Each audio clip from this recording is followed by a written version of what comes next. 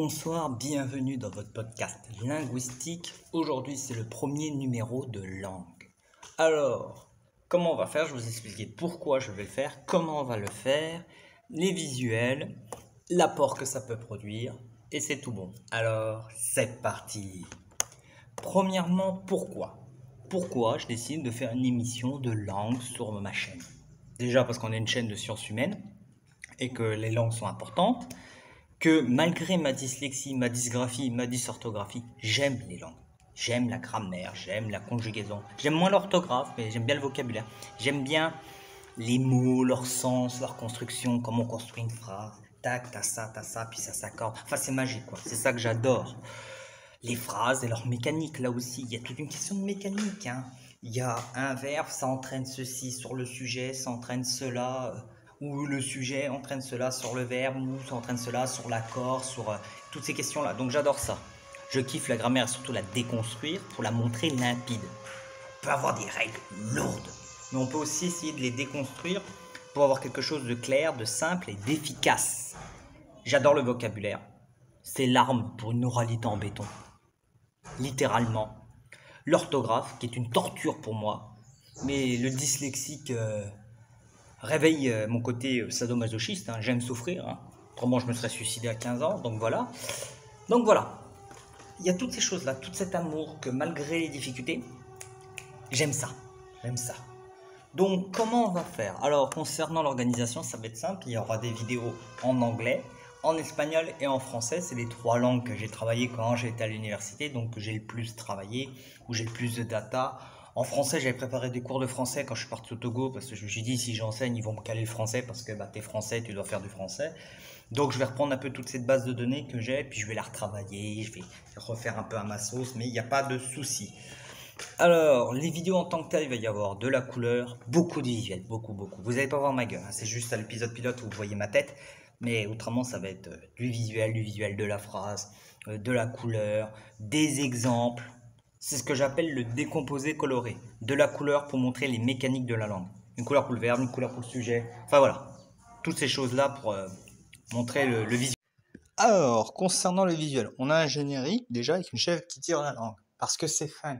J'ai envie que quand vous cliquez sur mes vidéos, vous vous dites « Bon, on va apprendre, mais c'est une ambiance à la cool, c'est pas le professeur austère, la classe austère. » Non, j'ai envie directement de mettre cette ambiance fun. Mais ça a été très chiant à faire parce qu'il a fallu combler les bandes noires, ça clignote, ça a pris du temps, hein. J'ai énormément de soucis avec mes logiciels, hein. Je monte avec des logiciels gratos. Mais on reste toujours dans cette idée de fun et apprenant. Alors, maintenant, les vidéos en tant que telles, ça va permettre de mettre en place la technique du décomposé coloré que je vous ai expliqué.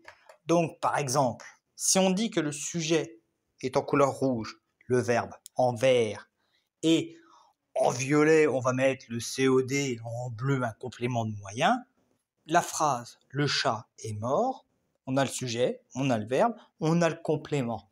Voilà, ça permet de voir. Je sais que cette technique est mise en place dans les écoles primaires, des fois pour aider les jeunes à apprendre, hein. Je dis pas que j'invente quelque chose, mais au moins, voilà, on peut voir. Le chat est mort, écrasé par une voiture. On a le moyen, on a la raison pourquoi le chat s'est transformé en tapis. Et donc, ça permet de jouer sur le visuel, c'est-à-dire, je vous le dis, je vous le montre. Ça fait travailler tous nos sens, hein. Si je pouvais vous faire sentir et toucher les subtilités de la langue, si j'avais le moyen de le faire, je le ferais. Le chat est mort et c'est un meurtre. La phrase complexe, on met en avant la première proposition, la deuxième proposition et l'élément qui permet de tout coordonner. Vous voyez un petit peu, on met de la couleur, on peut vraiment se faire plaisir dans la décomposition de la phrase parce que faut arrêter d'être là en mode de se dire « Ouais, on a vu ça en cours élémentaire, c'était le truc qu'on a vu quand on était des enfants. Ouais, c'est cool, mais entre-temps, tout le monde n'est pas bon en français, tout le monde n'y est pas arrivé, tout le monde n'a peut-être pas compris. Et donc, on va faire simple, on va mettre de la couleur, on va expliquer, on va pas montrer du doigt. Et c'est des techniques que moi j'ai mis en place parce que je suis dyslexique, parce que mon cerveau fait pas automatiquement le travail. Et donc, je peux aider les gens. Je peux aider parce que si moi j'arrive à comprendre avec mon cerveau qui fait pas le travail comme il faut, quelqu'un qui est câblé normalement, parce que c'est associé au niveau du cerveau, hein, une malformation au niveau de certaines zones du cerveau, de la compréhension, ben, la personne va comprendre encore mieux. C'est pour ça que j'ai cette force-là et que je suis prêt à aider. Deuxième exemple, la question du pluriel et de l'accord. Là aussi, vous allez me dire, c'est pas compliqué. Il y a le singulier, il y a le pluriel. Oui, mais on est dans la langue française notamment. Donc, il y a toutes les questions de genre, d'accord, d'exception et de règles. Là, on met des couleurs. Il est fini. Il, singulier, fini. I. Elle est finie. IE. On met en avant que elle, par une couleur, c'est-à-dire le féminin, entraîne IE. Voilà, ça entraîne une mécanique. Voilà, ils sont finis. Pouf, on met en avant le pluriel. Et ça, quand on va commencer à taper de la règle d'orthographe ou de conjugaison bien hardcore, le fait de mettre en couleur les pluriels et les accords, vous allez voir que ça va révolutionner comment vous pouvez voir les règles. La conjugaison, on peut mettre une couleur pour le pronom, une couleur pour le radical, une couleur pour la terminaison. Et pourquoi pas mettre une couleur pour les terminaisons singulières, une couleur pour les terminaisons plurielles, ou une couleur par terminaison qui s'écrivent pareil. Par exemple, je mange et il mange peuvent être d'une couleur et les autres terminaisons d'une autre couleur. Vous voyez, tout ça, moi, c'est ce qui m'avait permis, malgré ma dyslexie, de réussir des contrôles de conjugaison durant mes années université, où j'ai fait du latin, où j'ai fait de l'espagnol, où j'ai fait de l'anglais. Bon, tu vas me dire, les Anglais sont des grosses feignasses en conjugaison. On va bien le voir à un moment dans l'histoire de la chaîne. Mais voilà, c'est tout ça, c'est un ensemble de techniques qui vont aider énormément les gens, qui peuvent aider. Voilà, moi je suis là, je me propose, je peux vous aider. Je kiffe faire de la langue, alors je peux apporter des techniques pour que vous kiffiez avec moi.